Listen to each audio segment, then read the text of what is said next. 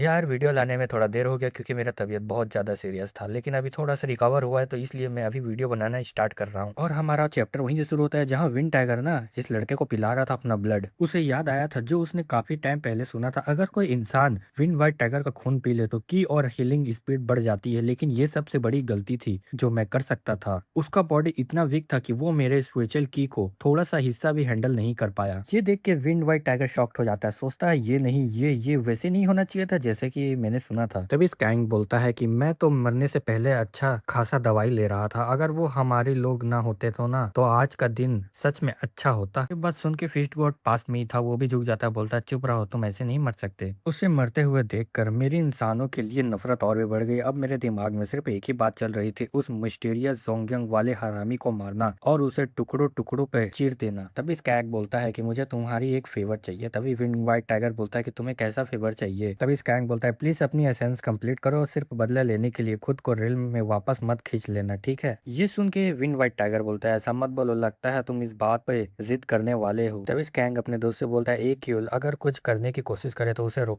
रोकना कोई भी बेवकूफी करने से पहले। विंड वाइट टाइगर बोलता है कि वो अपने आखिरी पलों में भी वो हमारी फिक्र कर रहा था और आगे बोलता है तुझे लगता है मैं उस हरामी को मार नहीं सकता। तभी स्कैंक बोलता है तू झूठ बोलने में काफी बेटर हो गया है, ये सब तो तब बोलना था जब तुम एक यूल को हरा पाओ। तभी स्कैंक होश में आओ चिल्लाते हैं और बोलते हैं मैं तुम्हें इस तरह से मरने नहीं दूंगा। उसकी आंखों ने पूरी तरह से फोकस खोना शुरू कर दिया था। एक यू ने उसका जिस्म पकड़कर हिलाया था लेकिन वो उसकी रूह को जाने से रोक नहीं पाया। तो स्कैंक बोलता है मैं चाहता हूँ तुम थोड़ा और बात करें, मुझे समझ नहीं आ रहा, मैं तुम सबका चेहरा नहीं देख पा रहा। और इसी तरह वो अपनी बात पूरी भी नहीं कर पाया और उसने पहले ही उसकी मौत हो गई। मौत को देख के बाकी लोग चिल्लाते हैं और उस पल से मेरी दुनिया ही बिखर गई और मैं सिर्फ रिवेंज लेने के लिए तैयार हो गया। और विंड वाइट टाइगर आगे बोलता है मुझे फर्क नहीं पड़ता जिसने तुम्हें मारा हो, वो इंसान कोई मॉन्स्टर हो या कोई कुछ भी हो, मैं उसे ढूंढ कर निकालूंगा और उसे टुकड़ों टुकड़ों में करके चीर दूंगा। ये सुन के फेज गॉड बोलता है क्या तुम सिर्फ बदले के लिए उसकी आखिरी इच्छा को धोखा देने वाले उसके अंक की लास्ट विश थी, वो तुम्हारी असैसन नहीं थी। तभी विंड वाइट टाइगर बोलता है कि मेरे रास्ते पे मत आना, अगर बार बार बीच में आए तो तुम भी मेरे से बच नहीं सकते। नरेटर बताता है कि उसकी स्पिरिट की उसकी नफरत असर में धीरे धीरे डिमोनिक एनर्जी का सामना हार रही थी। जब तक वो सीधे प्यूरिफाई नहीं कर सकता उसका असैसन तक पहुंचना नामुमकिन हो रहा था। तभी कॉम्बैट गॉड बोलता है मैं तुम्हारी इस गुस्से को ना संभाल लूंगा। विंड वाइट टाइगर बोलता है और अगर नहीं कर पाए तो। कॉम्बैट गॉड आगे बोलता है तो फिर मैं तुम जो चाहो मैं वो करना चाहूंगा। फिर उसके बाद विंड वाइट टाइगर बोलता है तुम मेरे गुस्से को संभाल लोगे क्या। और कॉम्बैट गॉड ना बोलता है मुझसे लड़ता था ताकि मैं हर 10 साल में अपना गुस्सा और नफरत बाहर निकाल सकूं। इंसान भूलने वाले होते हैं, वो वक्त के साथ अपना दुख को और डिस्पेयर को भूल जाते हैं, लेकिन एक मिथिकल क्रिएचर होने के नाते मैं 100 साल बाद भी उसकी मौत को नहीं भुला पाया। और हमारा विन गॉड रोने लगता है, सोचता है ये मेरी तरफ देख रहा है। मेरी जो नफरत है ना हर दिन बढ़ती जा रही थी, मैं जंगल के हर एक इंसान को मार देना चाहता था, इसीलिए जो भी मेरे पहाड़ में घुसता था मैं सबको मार देता था। जिन लोगों से वो नफरत करता था मैं उसे भी नफरत करने लगा था। मेरे हाथों पर लगा हुआ खून कभी सूखा नहीं पड़ता था, इसीलिए शुद्ध होने के बजाय मेरा खूनी इरादा और भी ज्यादा स्ट्रांग होते गया। और इस सब को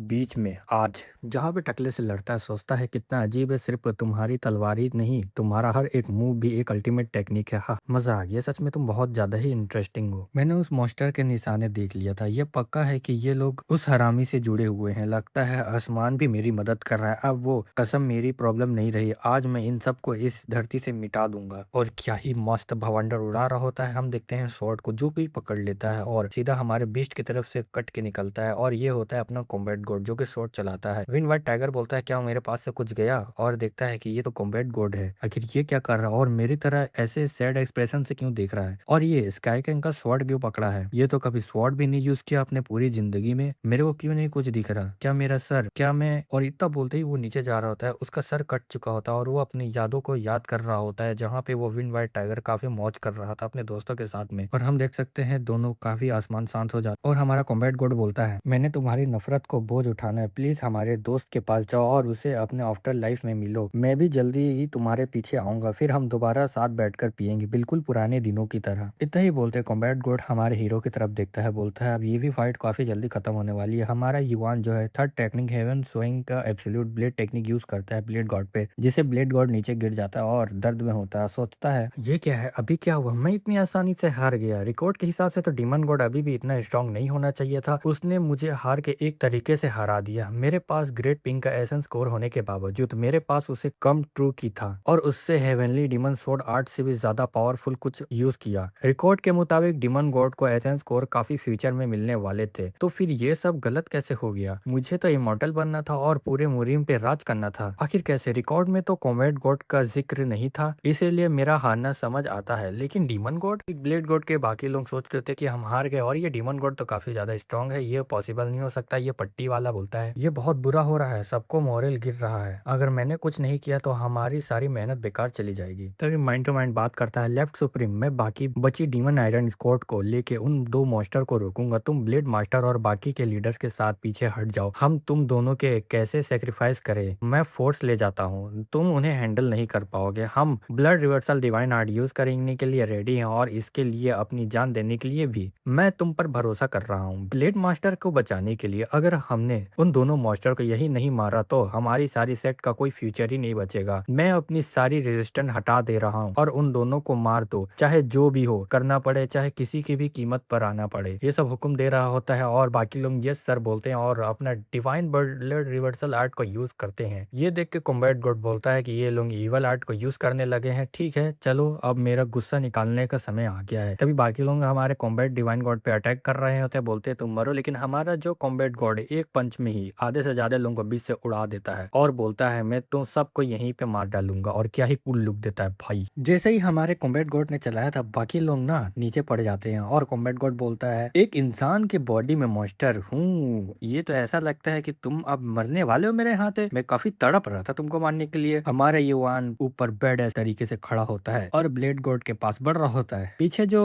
बॉडीगार्ड होते हैं हमारे ब्लेड गार्ड के, वो हमारे युवान पे अटैक कर रहे होते हैं, लेकिन उन लोगों को नहीं पता हमारा युवान किस मिट्टी का बना हुआ है। वो लोग अटैक करते हैं, हमारा युवान डॉज करता है और सोचता है सिर्फ पूरे की के मामले में ही ये लोग एलाइटमेंट ग्रैंड मास्टर के पीक से भी काफी आगे। Divine blood reversal grading technique के भी ये लोग 5 सबसे पावरफुल लोगों के बराबर हैं। और हमारे युवान पे अटैक बोलता है मर डीमन गॉड। हमारा युवान बोलता है ये लोग मरने के लिए यहाँ पे आ गए हैं। तभी दोनों हमारे युवान पर अटैक कर रहे होते हैं, सोचते हैं कि हमें किसी भी हाल में टिके रहना पड़ेगा, कम से कम हमें सर ब्लेड लॉर्ड को भागने के लिए टाइम तो देना पड़ेगा। और फिर पीछे से बाकी लोग भी आ रहे होते हैं मदद करने के लिए और बोलते हैं चलो हम लोग पीछे से मारते हैं और हमारे युवान पे सीधा आ जाते हैं और पीछे स्ट्राइक करते हैं, लेकिन उनका ब्लेड टूट जाता है और हमारा युवान का बैग तो भाई क्या ही बैग बनाया, इसका तो पीछे असर ही नहीं हुआ। एल्डर सोचता है इसने अपने आर्मन से ब्लॉक कर दिया एनहेंस की को। ऐसा नहीं हो सकता भाई, कम से कम स्टील है, कम से कम कुछ तो खरोच आना चाहिए था, पर ये आर्मर किस मिट्टी का बना है? क्या ऐसा आर्मर किसी के पास है? हमारा युवान बोलता है क्या तुमको सच में लगता है मेरा आर्मर तुम सबका अटैक को नहीं झेल पाएगा? और इतना बोलते हैं उस पर अटैक करता है और उसके आंख फुट जाती है। बोलता है मेरा आंख, मेरा आंख। बोलता है एल्डर की राइट एल्डर, और जितना बोलता है उसका गर्दन पे ही अटैक कर देता है और हम देख सकते हैं दोनों लोगों पे भी अटैक कर देता है। और युवान बोलता है तुम्हें उनकी चिंता करने की जरूरत नहीं है, तुम अपना गर्दन संभालो। बाकी लोग पे अटैक हो रहा होता है और पीछे से ये बोलता है अरे राइट एल्डर तो टिपक गए, अब हम क्या करें? तभी पट्टी वाला बोलता है तुम्हें अपना रोल को याद है ना, हमें ब्लेड लॉर्ड को लेके जाना पड़ेगा, ये मत भूलना। तभी कोई बोलता है हाँ ये, और काफी दर्द में होता है। तभी पट्टी वाला है बोलता है लॉर्ड मैं आ रहा हूँ तुम्हारे पास, क्या आप ठीक हैं? तभी बगल वाला जो बोलता है सर हाँ योंग अभी ये ठीक है, अभी ये बच सकते हैं, मैं इन्हें अपने पीठ पे पकड़ लेता हूँ। तभी जो पट्टी वाला बोलता है चलो ठीक है जल्दी पकड़ो और हमें यहाँ से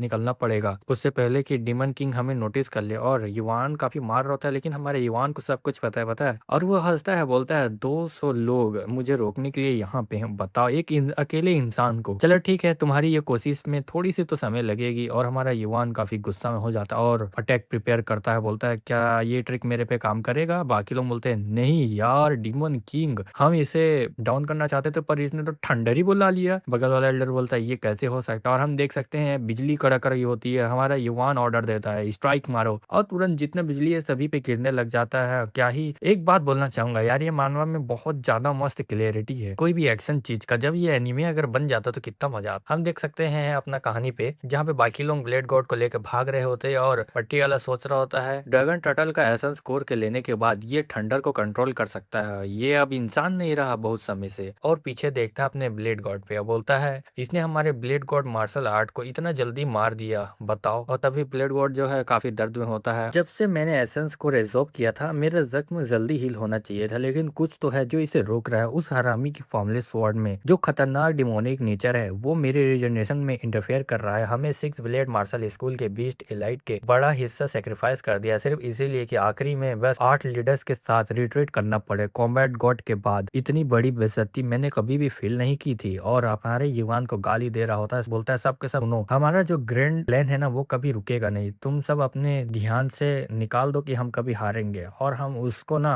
ज़रूर मारेंगे और उसको तो मैं अपने हाथ से ही मारूँगा। इतना ही बोल रहे होते हैं और सामने ना थंडर स्ट्राइक आ जाता है जिससे कि पट्टी वाला बोलता है रुको, ये तो हेवनली लाइटनिंग है और देख सकते हैं हमारा युवान ना उनके पास आ चुका होता है और ज़मीन में उतरता है और काफ़ी बैडेस्ट लुक में बोलता है अब तुम्हारे पास अगला टाइम ही नहीं रहेगा फेक स्ट्रीम ब्लेड गॉड। इतना बोलते वो दोनों का कटा हुआ सर उसके सामने फेंक देता है। ब्लेड वाला जो पट्टी होता है वो सोचता है लेफ्ट एल्डर और राइट एल्डर का इसने तो काम तमाम कर दिया, बाकी बोलता है क्या फेक। और ब्लेड गॉड बोलता है तेरी ऐसी की तैसी मारूं, हो सकता है मैंने कभी तक उस इंसान का टाइटल इनहेरिट नहीं किया है लेकिन तुम डिमन गॉड, तुम्हें उस नाम को लेने का कोई भी हक नहीं है। ये सुन के अपने युवान सोचा इनहेरिटेड किया तो एक्सट्रीम ब्लेड गॉड का टाइटल हमारे कल्ट में हेवनली डीमन के बराबर माना जाता है। जून ईसा जो खुद मेरा डिसेंडेंट बोलता था, उसने कहा था कि वो फ्यूचर का कोई इंसान है जो पास्ट में आया है, लेकिन सिक्स ब्लेड मार्शल स्कूल में फ्यूचर का कोई एक्सट्रीम ब्लेड गॉड का नाम इनहेरिटेड करता है। फिर भी एक्सट्रीम ब्लेड गॉड को जो रिकॉर्ड में पास्ट में छोड़ा गया है उनमें क्लियरली टाइम ट्रेवल का जिक्र है।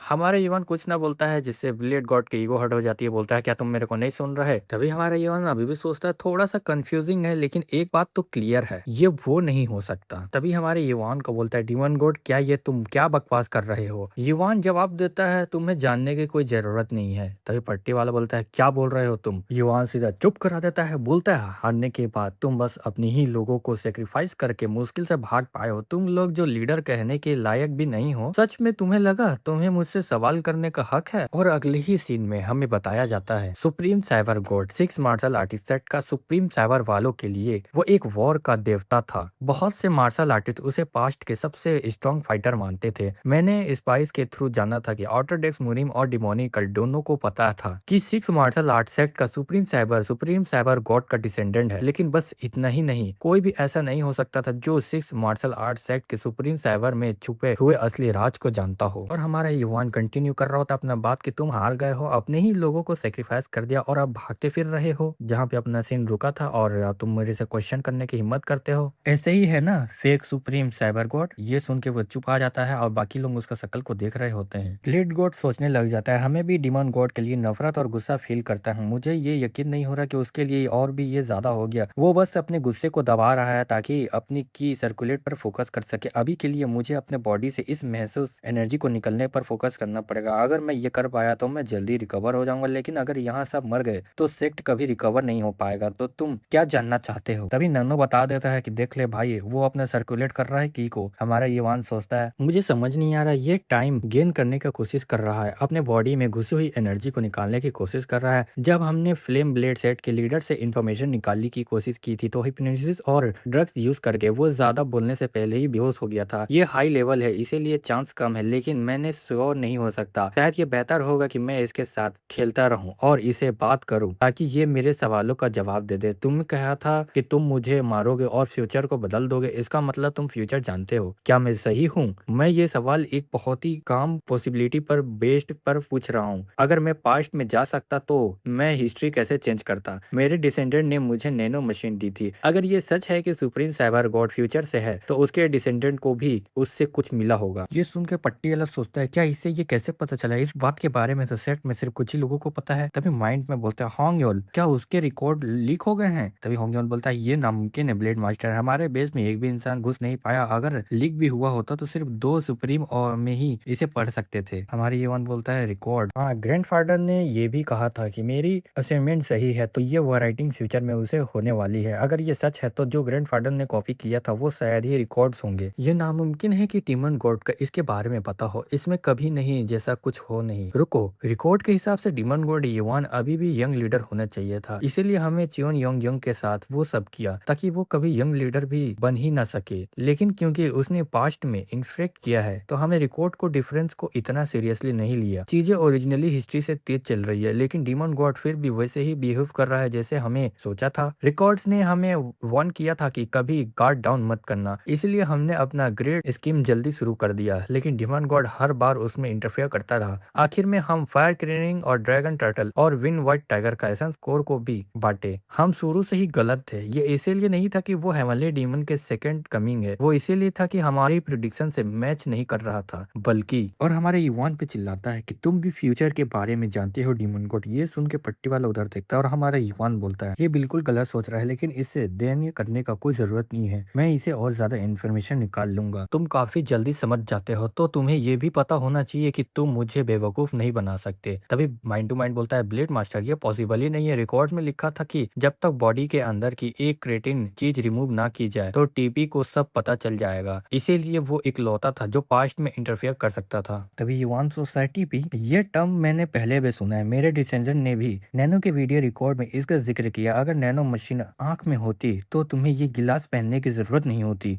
आइडेंटिफाइड चिप काफी डेंजरस है और अगर मैं नैनो मशीन में इंस्टॉल करवा लूं तो टीपी मुझे और भी जल्दी ढूंढ लेगा। मुझे एग्जैक्ट नहीं पता है कि कौन है, लेकिन लगता है ये वही कोई ग्रुप है जो फ्यूचर के लोगों को पास्ट में इंटरफेयर करने से रोकता है, इसीलिए उस डिसेंडेंट ने मुझे नैनो मशीन दी और फिर खुद गायब हो गया। रुको, क्या इसका मतलब ये है कि वो अभी भी पास्ट में ही है? अब सोचता हूँ तो मुझे समझ में आ रहा है कि सुप्रीम साइबर गॉड ट्रेस इतने पुराने क्यों हैं, फाउंडिंग हेवनली डीमन के एरा से भी पहले के। मैं गलत था, ये सच है, वो और भी ज्यादा पीछे टाइम में चला गया था। जो सुप्रीम साइबर गॉड तुम कह रहे हो वो इतना ही बोलते कोई बोलता है ब्लेड मास्टर, और जो ब्लेड मास्टर है अपना एनर्जी को रिकवर कर चुका था और हमारे युवान पे चार्ज कर जाता है और बोलता है कि तुम अब मेरे हाथ से मरोगे। ये मेरा इकलौता मौका है क्योंकि उसने अपना गार्ड डाउन कर रखा है, मैंने अपनी सारी ट्रू की को एक जगह जोड़ूंगा और उसे मार डालूंगा। अटैक कर रहा होता है तभी युवान बोलता है वाह क्या गैम्बलिंग खेला तुमने, क्या तुम्हें लगा मुझे पता नहीं चलेगा कि तुम अपनी की को सर्कुलेट कर रहे हो? मैं तो हर वक्त लड़ने के लिए रेडी था। एनर्जी यूनिफिकेशन, पास्ट में जब ब्लेड मास्टर कॉम्बैट डिवाइन से हार गया था तो उसने 20 साल तक अकेला रहकर ट्रेनिंग की थी। इस लेवल तक पहुंचने के लिए ये टेक्निक टाइम और स्पेस को कॉन्ट्रैक्ट करती है ताकि मुझे मल्टीपल अटैक को एक ही अटैक में कॉम्बाइन किया जा सके। नॉर्मल लोगों के लिए ये टेक्निक जो डिमांड गॉड सिर्फ 20 साल के एज में यूज कर रहा है बस एक लाइट की बीम जैसी दिखेगी। तभी हम देख सकते हैं कि भाई क्या अटैक है, युवान का तो ये तो पहला अटैक है जिसमें उसी का ही रूप बन गया है, लेकिन उस एक लाइट के बीम के अंदर हेवनली डीमन स्वॉर्ड आर्ट के पूरे 24 मूव छुपे हुए थे। मतलब सिंपल है, एक ही अटैक में 24 का साथ, ये तो ओवर किल सीन्स हो गया। और हम देख सकते हैं धमाका, जहाँ पे बाकी लोग ब्लेड मास्टर को चिल्ला रहे थे उसकी तरफ हाथ बढ़ा रहा था ब्लेड मास्टर, बोलता है डीमन गॉड। हमारे युवान बोलता है तुम नहीं सोच सकते कि तुम अपना रिजनरेटिंग कर सको। इतना ही बोलते वो पावर को और बढ़ा देता है और हमारा वेचिटा का अटैक कर देता है। भाई